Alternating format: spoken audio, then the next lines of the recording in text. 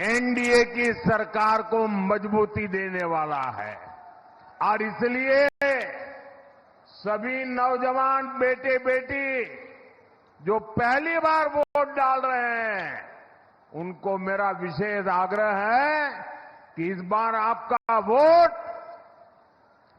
NDA की सरकार बनाने वाला वोट होना चाहिए। गठबंधन को बहुत बड़ी ताकत देने वाला एनडीए के जो साथी हैं, जो इस चुनाव के मैदान में एकजुट होकर लड़ रहे हैं, उनको विजयी बनाना है। और दूसरी तरफ जो जंगल राज वाले हैं उनको ऐसा पराजय देना है, ऐसा पराजय देना है कि वो बिहार का कभी बुरा सोच भी न सके। आपका वोट विकसित बिहार के लिए होना चाहिए। साथियों, मैं देख रहा हूं ये पंडाल तो मेरी नजर पहुंचे उससे भी बड़ा बना दिया, लेकिन पंडाल के बाहर इससे भी डबल लोग मैं देख रहा हूं।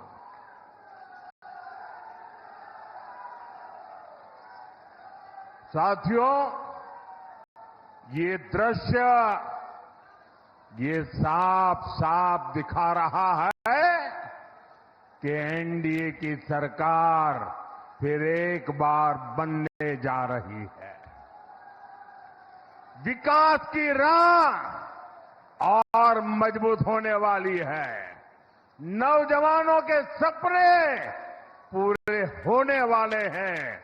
माताओं बहनों की सुरक्षा की गारंटी पक्की हो रही है। भाइयों बहनों, साथियों, बिहार का युवा बिहार में काम करे, बिहार का युवा बिहार का नाम करे, ये हमारा संकल्प है। ये काम एनडीए को दिया आपका एक वोट करने वाला है। आपके वोट की वो ताकत है। कोसी और मिथिला के मेरे भाइयों बहनों, बीते वर्षों में बिहार विकास की रफ्तार पकड़ चुका है। अब विकास की इस रफ्तार को हमें मिलकर और तेज करना है। इसलिए फिर एक बार एनडीए सरकार, फिर एक बार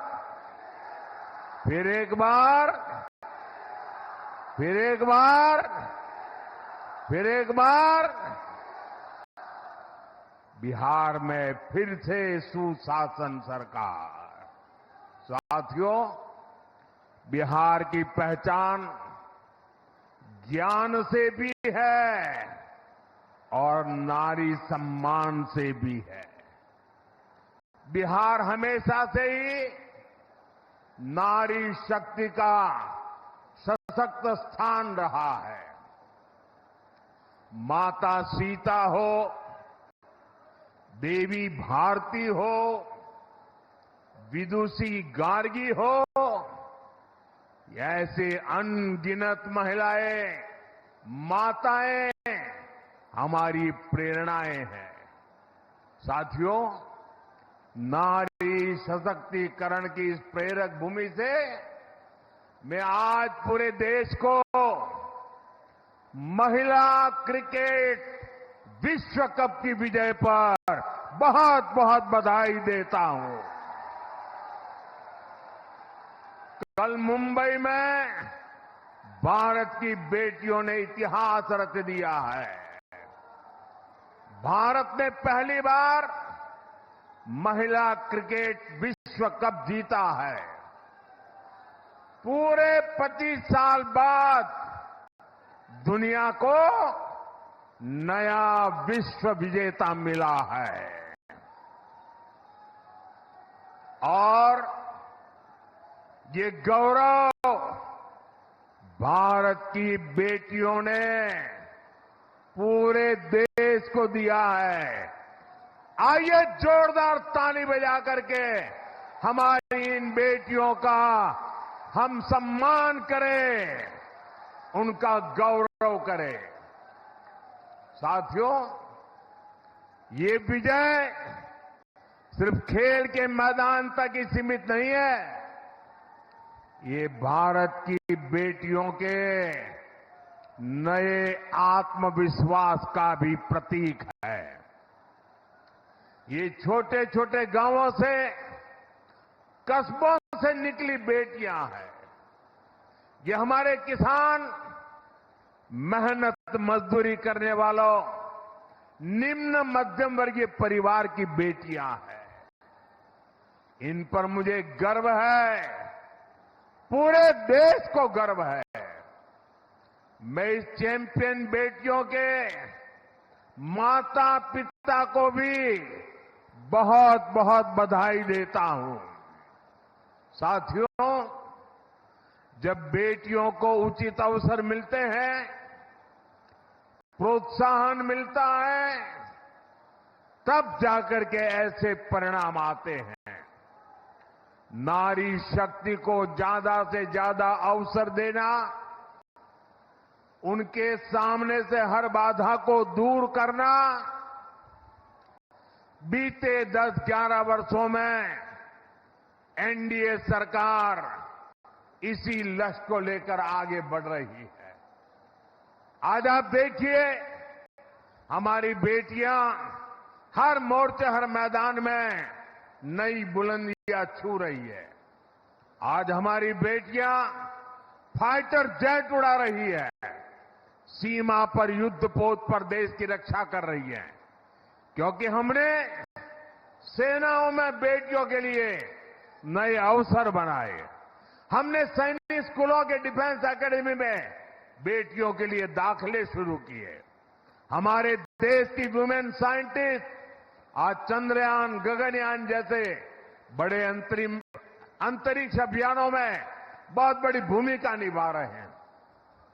आज देश में 1,80,000 से ज्यादा रजिस्टर्ड स्टार्टअप्स हैं। इनमें से 87,000 स्टार्टअप्स में कम से कम एक महिला डायरेक्टर है या पार्टनर है। आज हमारे गांव की बेटी ड्रोन पायलट बनकर खेती में ड्रोन क्रांति का नेतृत्व कर रही है। डिजिटल बैंकिंग की क्रांति हो या फिर बीमा क्रांति, हमारी बेटियां देश को रास्ता दिखा रही है। जो कभी बेटी बचाओ बेटी पढ़ाओ अभियान का मजाक उड़ाते थे, आज वो भी सोच रहे होंगे तो उन्होंने देश की बेटियों को कितना अपमान किया है।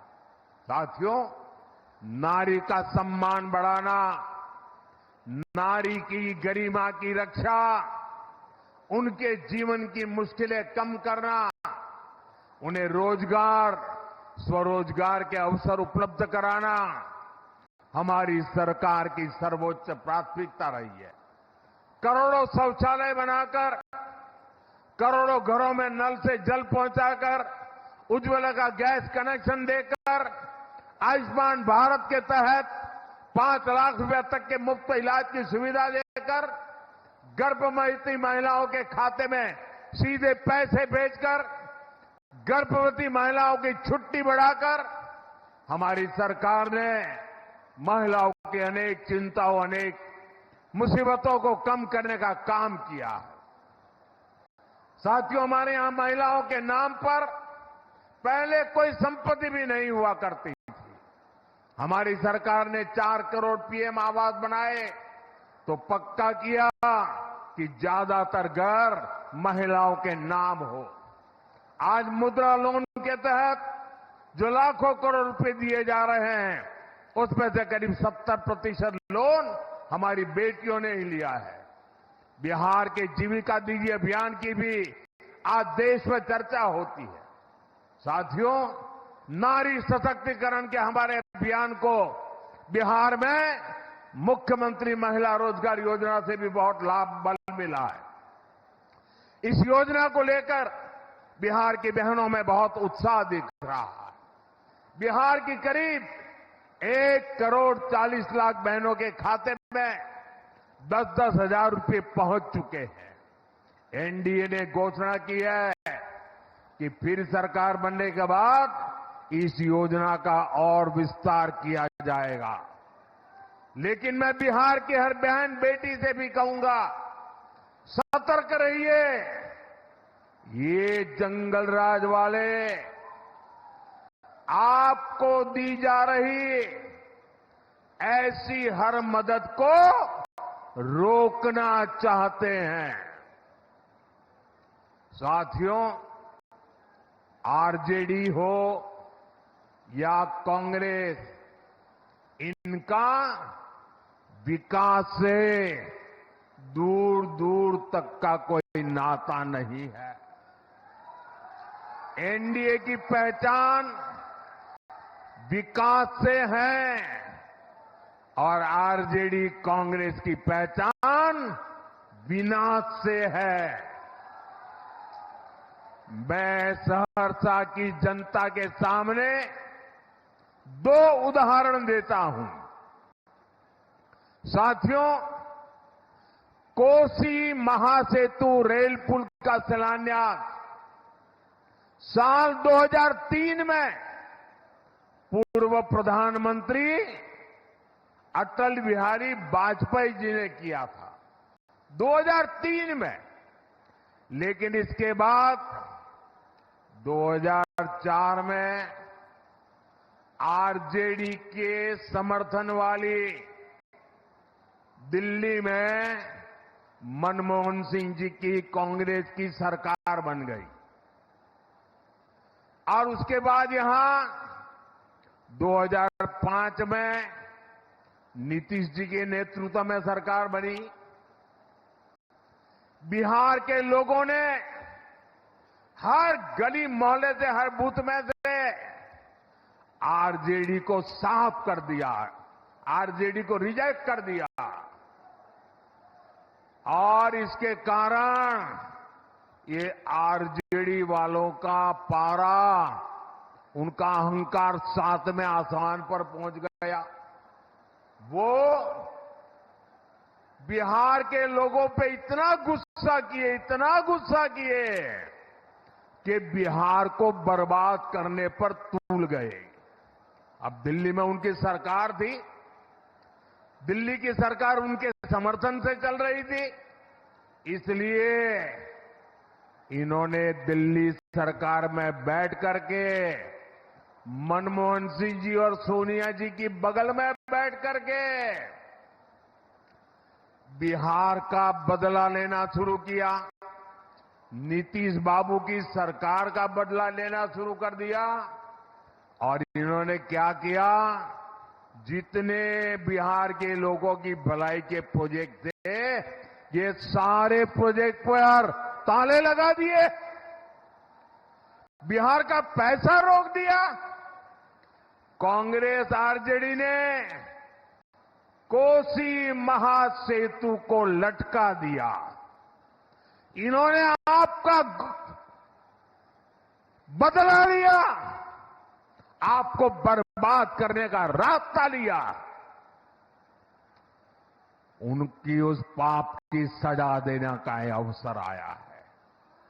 साथियों, 2014 में आपने मुझे दिल्ली में बैठ करके देश की सेवा करने का मौका दिया।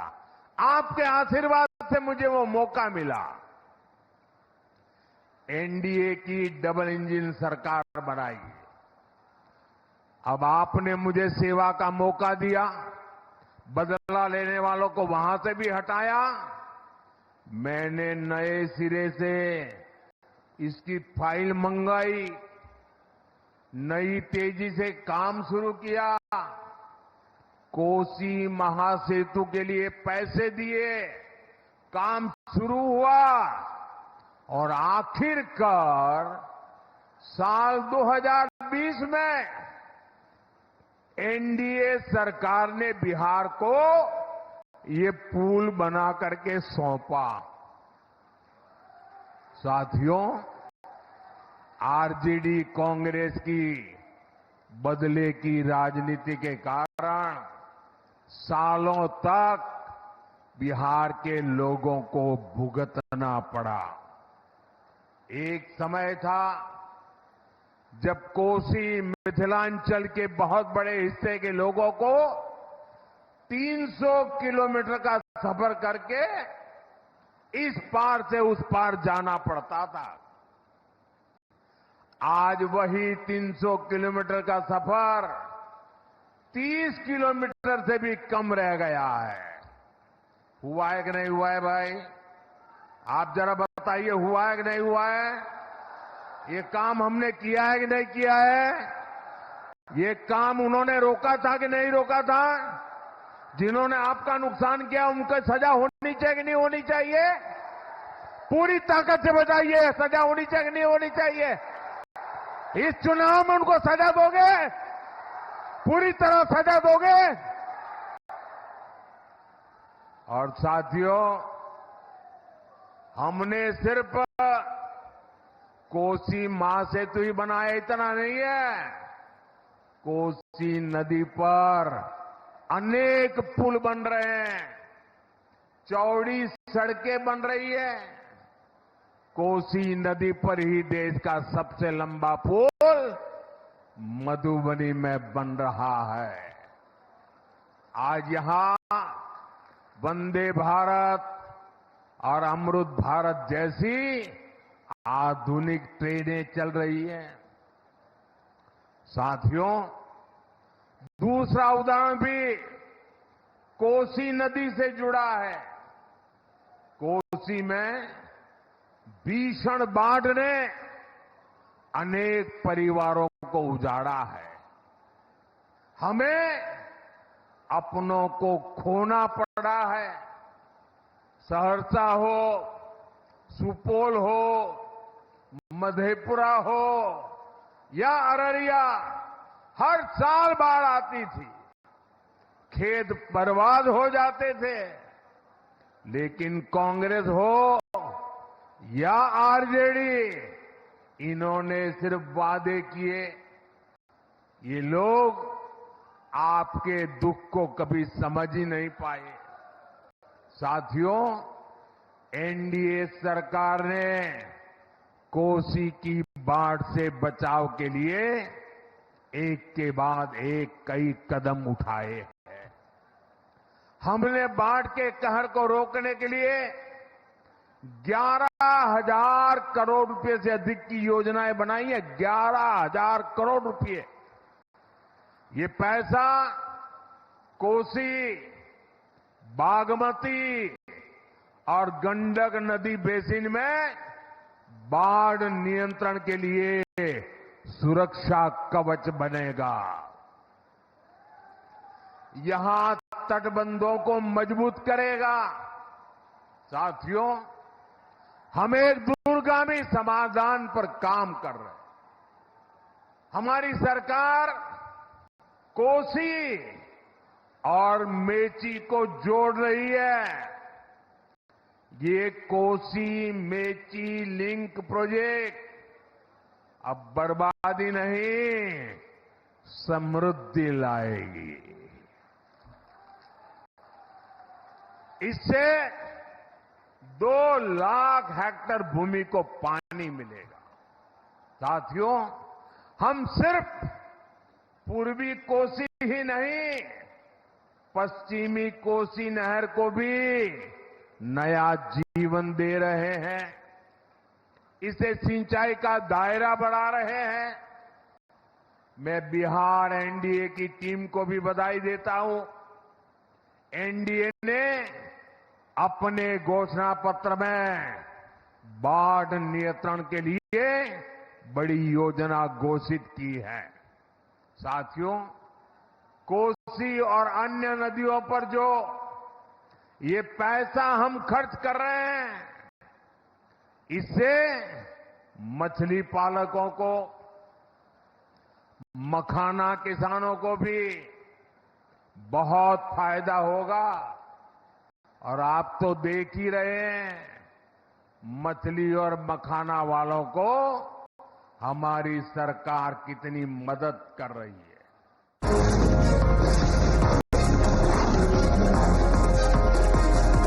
और कांग्रेस की डिक्शनरी में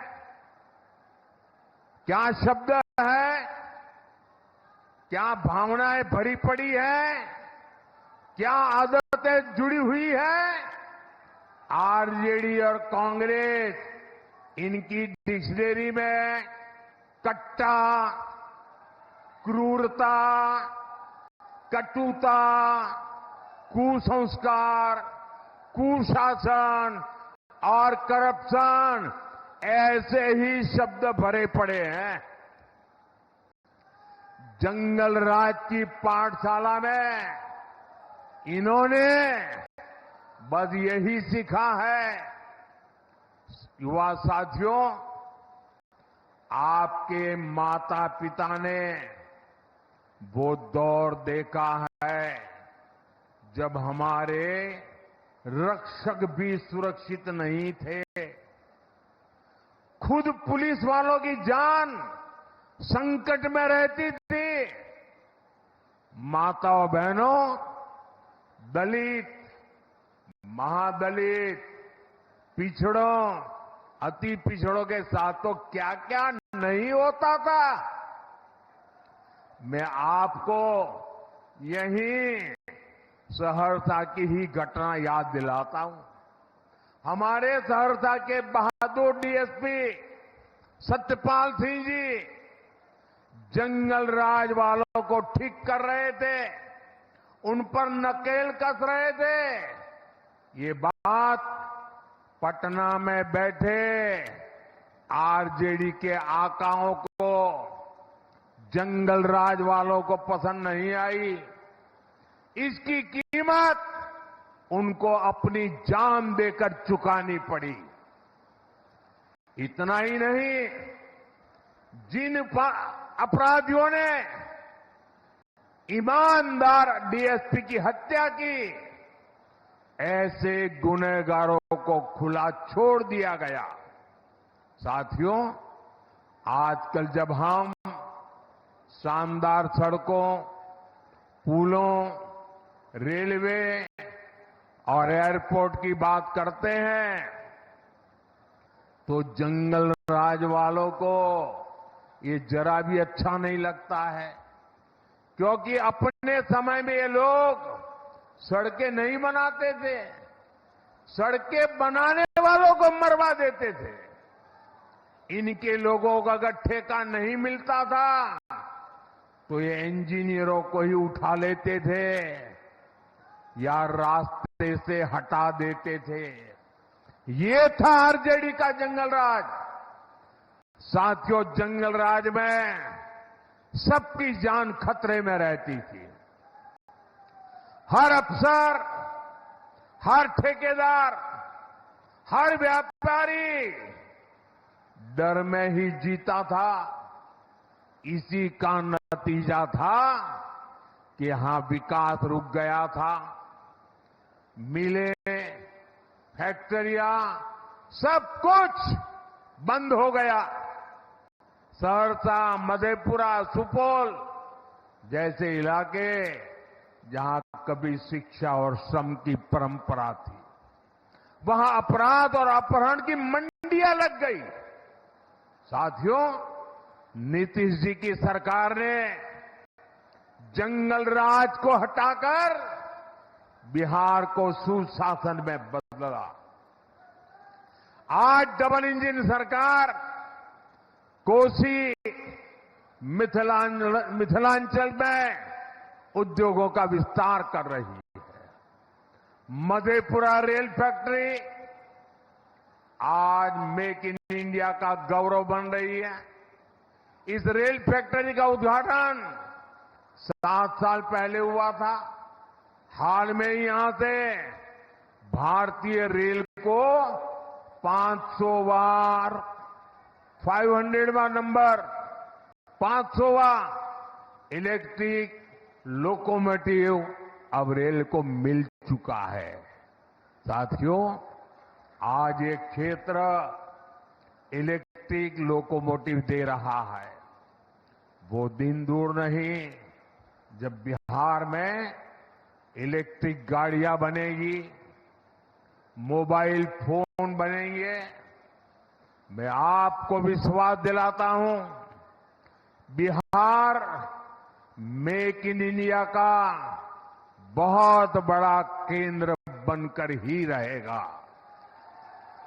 साथियों, कांग्रेस और आरजेडी के जो नामदार है, ये लोग जमीन से भी कटे हुए हैं। ये लोग भांति भांति के सपने भले देखते हो। अब कांग्रेस के नामदार बिहार को लोगों को बता रहे हैं कि जब दिल्ली में उनकी सरकार बनेगी, अब देखिए ये देश उनको अब निकाल के रहने वाला है। तब बिहार में नालंदा जैसी यूनिवर्सिटी बनेगी। अब इनको कुछ पता ही नहीं देश कहां चल रहा है। ऐसी यूनिवर्सिटी वो कहते हैं जिसमें विदेशी छात्र पढ़ने आएंगे। साथियों, झूठ बोलने की इनकी आदत बहुत पुरानी है। जब केंद्र में कांग्रेस और आरजेडी की सरकार 10 साल तक थी, ये लोग तब भी यही कहते थे कि नालंदा में विश्वविद्यालय बनाएंगे। केंद्र में 10 साल तक इन लोगों की सरकार रही, लेकिन उन्होंने कोई काम आगे नहीं बढ़ाया। ये लोग यूनिवर्सिटी के नाम पर सिर्फ 20 करोड़ रुपए देकर भूल गए। अरे 20 करोड़ रुपए तो गांव में स्कूल नहीं बन पाती है। साथियों, साल 2014 में जब आपने मुझे सेवा करने का अवसर दिया, हमारी सरकार आई, तो हमने नालंदा की गौरव स्थापना का अभियान शुरू किया। पूरे मन से, पूरे परिश्रम से हमने 10 साल में यूनिवर्सिटी को 2000 करोड़ से ज्यादा का बजट दिया। कितना आंकड़ा याद रहेगा आपको? कितना? 2000 करोड़ रुपया। कितना? जरा पूरी ताकत से बताइए, हाथ रहना चाहिए। कितना? कितना? और उन्होंने कितना दिया था? 20 करोड़। 20 करोड़। कितना दिया था? कितना दिया था? हमने कितना दिया? हमने कितना दिया? अब देखिए, 2000 करोड़ रुपया लगाया। आज हमने नालंदा विश्वविद्यालय का शानदार कैंपस बनाया। और आज मैं गर्व से कहना चाहता हूं, आज नालंदा यूनिवर्सिटी में 21 से ज्यादा देशों के विद्यार्थी वहां पढ़ रहे हैं। जिन लोगों ने बिहार में स्कूल, कॉलेज, यूनिवर्सिटी के कैंपसों में ताले लगा दिए थे, जिनके राज्य में ग्रेजुएशन करने में ही 5 साल 7 लग जाते थे, कुछ लोगों को तो 10-10 साल लग जाते थे, वो आज बिहार के लोगों को शिक्षा पर ज्ञान दे रहे हैं। जिस सहरसा में आदि शंकराचार्य जी और मंडन मिश्र जी का महान शास्त्र हुआ था, वहां से मैं युवाओं को विश्वास दिलाता हूं कि बिहार में शिक्षा का वही गौरव फिर से लौटेगा। साथियों, कांग्रेस हो या आरजेडी, इनको सिर्फ घुसपैठियों से लगाव है। ये लोग घुसपैठियों को बचाने के लिए राजनीतिक यात्राएं करते हैं। ये लोग दुनिया भर में घूमने फिरने जाते हैं। अब मुझे बताइए भैया, क्या बिहार का भविष्य आप तय करेंगे कि घुसपैठिया तय करेगा? आप करेंगे कि नहीं करेंगे? क्या घुसपैठियों को करने देंगे? क्या घुसपैठिया आपकी जिंदगी को बनाएगा? क्या ये घुसपैठिए आपकी संपत्ति पर कब्जा कर रहे हैं, आपके संसाधनों पर अपना हक जमा रहे हैं। कहीं मजदूरी का काम हो, 200 रुपया मजदूरी हो, लेकिन एक घुसपैठिए 100 रुपये में काम करने के लिए तैयार हो जाते हैं। तो फिर यहां के नौजवान को काम कौन देगा भाई? और इसलिए बिहार को बचाना है घुसपैठियों से। घुसपैठियों को निकालना चाहिए कि नहीं निकालना चाहिए? जरा पूरी ताकत से बताइए, घुसपैठिए जाने चाहिए कि नहीं जाने चाहिए? घुसपैठियों को हटाना चाहिए कि नहीं हटाना चाहिए? ये घुसपैठियों को हटाने के लिए हम काम कर रहे हैं। साथियों, ये आरजेडी कांग्रेस वाले दुनिया भर में जाते हैं, पता नहीं कहां कहां जाते हैं। हम तो सोशल मीडिया में पढ़ते हैं तो शर्म आ जाती है कभी। लेकिन इन्हें राम मंदिर की यात्रा का समय नहीं मिलता। अरे मैं इनको कहना चाहता हूं, अरे आपको भगवान राम जी से अगर कोई झगड़ा है, अरे आप वहां जाइए। वहां तो निषाद राम जी का, निषाद राज का भी मंदिर बना है। वहीं अयोध्या में भगवान वाल्मीकि जी का भी मंदिर बना है। वहां अयोध्या में सबरी माता का भी मंदिर बना है। अरे राम जी से आपको तकलीफ हो, अरे कम से कम निषाद राज के चरणों में तो सर झुका के आ जाओ। उसमें तुम्हें क्या शर्म आ रही है? वाल्मीकि जी के माथा टेक करके आ जाओ। अरे सबरी माता के चरणों में जाकर के आ जाओ। नहीं जाएंगे, दुनिया भर में जाएंगे। साथियों, कांग्रेस का शाही परिवार, आरजेडी का शाही परिवार दुनिया भर के त्योहार मनाते हैं और विदेशी त्योहार मनाने में उनको मजा आती है। लेकिन बात जब छठ महापर्व की आती है तो ये लोग क्या कहते हैं? छठ महापर्व हमारे लिए कितना बड़ा गर्व का, अभिमान का अवसर है। ये कहते हैं ये छठ वाले तो ये सब ड्रामा कर रहे। ड्रामा क्या कह रहे हो तुम? साथियों, कांग्रेस ने छठ महापर्व को जिस प्रकार ड्रामा बताया, उसके पीछे भी एक बहुत गहरा राज है। दरअसल कांग्रेस नहीं चाहती थी कि आरजेडी का नेता मुख्यमंत्री पद का उम्मीदवार बने। पिछले कई महीनों से वो ऐसा माहौल बना रहे थे, लेकिन आरजेडी ने कांग्रेस की कनपट्टी पर कट्टा रखकर मुख्यमंत्री की उम्मीदवारी का वो प्रचार का वो जो हथियार था ना, वो भी चोरी कर लिया। इसे कांग्रेस के लोग बहुत गुस्से में हैं। कांग्रेस की लुटिया तो बिहार में सालों से पहले ही डूब चुकी थी। उनके पास खोने के लिए कुछ नहीं था। अब कांग्रेस के नेताओं ने आरजेडी की लुटिया डुबाने की सुपारी ले ली है। और इनका एक नेता तो बड़े बुद्धिमान होने के नाते दावा करते हुए बयान दे रहा है।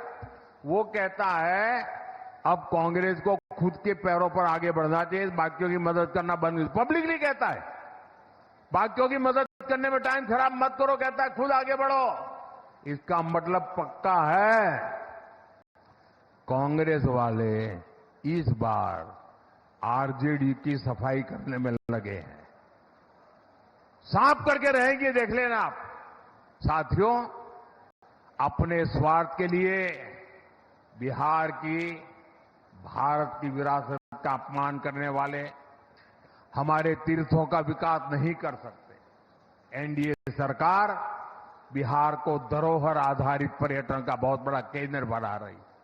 वो दिन दूर नहीं जब पुनौरा धाम में माता जानकी का भव्य मंदिर बनकर तैयार होगा। यहां सहरसा में भी आस्था के हमारे अनेक स्थल है। यहां संत कारू खिरहरी जी ने अपनी शिव भक्ति और गाय के प्रति समर्पण के कारण दिव्यता प्राप्त की थी। ये मानवीय मूल्य देश के कोने कोने तक पहुंचे, इसके लिए एनडीए सरकार हर प्रयास कर रही है। साथियों, अब मतदान की तारीख आ ही गई है।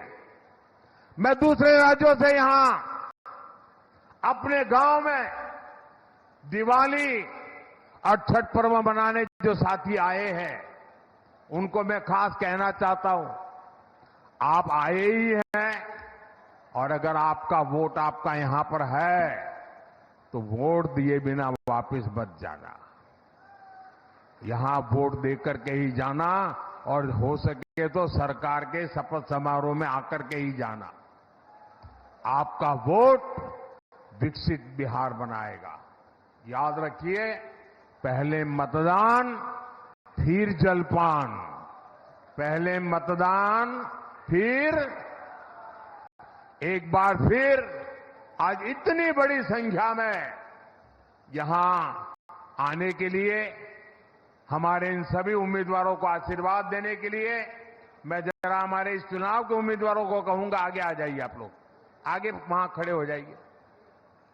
हाँ, वहां खड़े हो जाइए सब लोग। जो भी चुनाव लड़ रहे हैं उनसे मेरा आग्रह है, जरा आगे आ जाइए। थोड़ी जगह कर लीजिए, मैं वहां आकर के आप सबको मिलने वाला हूं। थोड़ी आगे जगह कर दीजिए, मैं आ रहा हूं आपके पास। हाँ, सब खड़े हो जाइए। हाँ, आप सबके आशीर्वाद मेरे इन सभी साथियों के ऊपर रहे, ताकि बिहार को नई ऊंचाई पर ले जाने का मेरा जो सपना है वो मैं पूरा कर सकूं। मेरे साथ बोलिए, भारत माता की, भारत माता की, भारत माता की। बहुत बहुत धन्यवाद।